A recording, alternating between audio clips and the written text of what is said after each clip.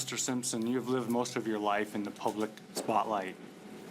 Yet you go into a hotel room in Las Vegas, bring along 4 other men with you. 2 of them are armed, and rob the 2 victims of property. What were you thinking?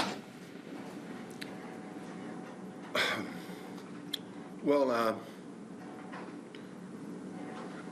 this might be a little long. I'll try to be brief with it. I had been contacted by a man named Ricio. He had contacted me over a period of time, told me that there was some guys that was trying to get him to fence my property, and he thought I should come and get it. Well, I kind of blew him off because I'm really not interested in football property. I don't collect memorabilia, only my own personal items. He was pretty persistent in calling me, and finally I told him, well, see if you can get pictures of what they have. He sent me some pictures, and what I saw was my family, my mother's albums, pictures of my kids growing up, certificates of accomplishments of mine, pictures of what I call significant famous people, letters of myself. So I told him I would really like to get this stuff. So after a period of time, through what he described in court as the perfect storm, we all ended up in Las Vegas. You know, I was there for a wedding, and he told me that the property was there. And would I like to try to get the property? I said, of course I would like to get the property. He told me the names of what he thought were the people in the room, and I realized these are friends of mine. You know, actually guys who helped me move and store some of this stuff, right? So on the day of this incident, he came to my hotel to talk about how this would take place.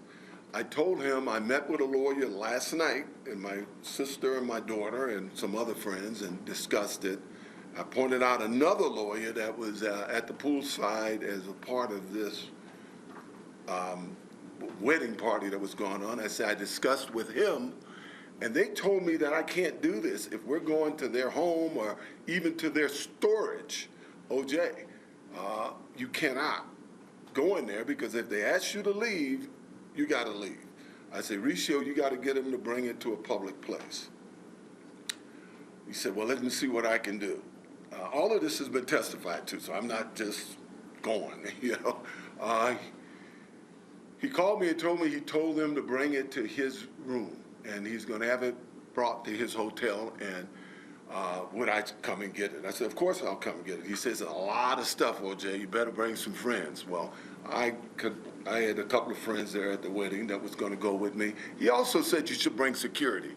And I said, well, I know these guys, I don't think I need any security. I mean, it turns out that one of the guys, Bruce here, I didn't know it was him. I thought it was another guy named Mike, a friend of his, an ex-partner of his. But I said, I don't need any security. Well, later that day, when they arrived at his hotel and spread out my property, he called and he said, they're here. You come here, I'll meet you in the lobby. And you need security, OJ. This guy, Beardsley, big guy, and he's a little weird. You know, I think anybody that knows him, though, he's a little different. I still told him this guy is not dangerous, man, but he says, man, bring some security.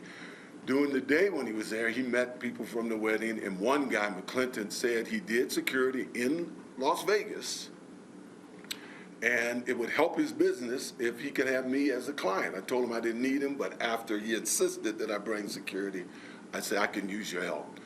I went to the hotel. I met Mr. Ricio in the lobby. The 2 guys, they also met us there, which was a big mistake, obviously. I realized that quite soon after this. And Mr. Ricio led us to his room, put the key in the door, and let us in. I know I've seen the last 2 or 3 days the media reporting we broke in the room. Well, we didn't break in any room. Mr. Ricio brought us into that room. When I came into the room, I noticed spread out everywhere was my personal property. You know, the only thing I saw that was on display that wasn't mine was some baseballs, and I made it clear to everybody, those are not mine. All I want is my property, and I think there's a tape of it. You hear me on at least 3 or 4 occasions say, I just want my property. Go forward and try to make it a little quicker. At some point, we started, when we're leaving the room, actually I was being pushed out of the room by the security guys because while I was in there and I recognized Bruce was there, I was surprised to see him as he testified. I was shocked really to see him. Bruce has been a friend of mine. He's traveled with me. We've done a lot of business together over the years. And he and I said, man, what are you doing here? You know, he explained to me why he was there and why he had my property there. And I told him, but geez, you should have told me. I accepted, I understood why. You know, it was 06, 07. People were losing their homes. A guy owed him money, couldn't pay him the money, gave him my property to sell. I told him I understood that, but you still should have told me. We had a chance to talk about this at a later date, and he apologized. I accepted his apology. I apologized for these 2 guys that got pointed a gun at him. He's traveled with me. He's known me when I've had security. He's known me when a venue has supplied security, and there were times he even had to act as security for me. He knows I would never, ever direct anybody to point a gun at him or even threaten him. I've never done this in my life. I want to point out, you mentioned all those gun charges. Bruce and Alfred, they made it clear during the trial that I had no weapon. They didn't feel threatened by me, and from what you said, and that I didn't threaten them. It was the other 2 security guys that did that. And I haven't made any excuses in the 9 years that I've been here, and I'm not trying to make an excuse now. They were there because of me, you know. But in no way, shape, or form did I wish them any harm. As I was leaving the room, and this was on the tape too, Bruce said, OJ, hey man, there's a box that's with that stuff. They're Montana prints. Those don't belong to you. Those are mine, man. He told me that because he recognized everything else that I took out of that room was mine, you know? And he also recognized that I wasn't there to steal his stuff, and he knew I would return whatever was his, and which I attempted to do. I told him we'll leave it at the desk. I'll send you stuff at the desk.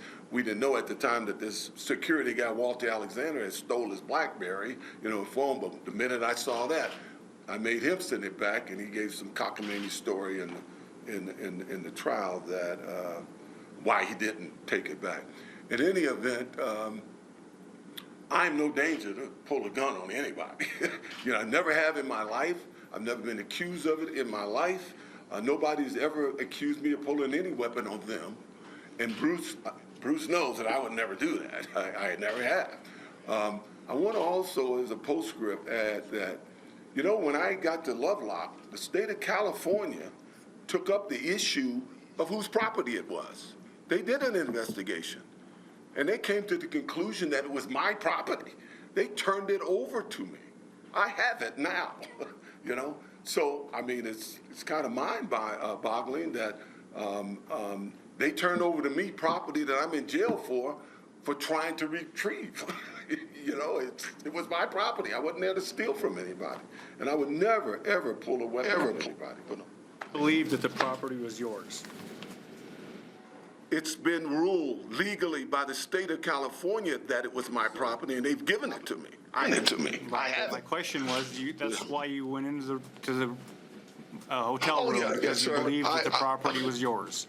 Yes, ma'am. You know, whenever he was just telling me, when Mauricio was calling me, just telling me this, I wasn't interested. It wasn't until he got actual pictures of what they supposedly had, and because it was family photos and stuff, that's when I got interested in going there, and I only went there to retrieve my own property. So what were you thinking when the guns were being brandished? Well, I didn't see the guns brandished. I didn't see, you say guns, as I understand it, one guy who was behind me somewhere pointed a gun at him. So I never saw him brandish a gun. When I left there, I called back to the room to ask Bruce, you said that there was some pictures what do you have? And I asked him, did this Walter Alexander return his cell phone? He told me no, and he says, OJ, it wasn't cool that guy pointed a gun at me. I said, who pointed a gun at you? He says that, he kind of described who it was. To be honest, I didn't really believe him at the time. I asked the 3 guys I was with, they all said they didn't see him do it. I got back to my hotel, we waited for these 2 security guys to show up. And the minute they drove up, the first thing I said, man, did you pull a gun in that room? And he swore to high heaven he didn't. And I asked Walter Alexander for the cell phone, and he kind of threw the cell phone to me. But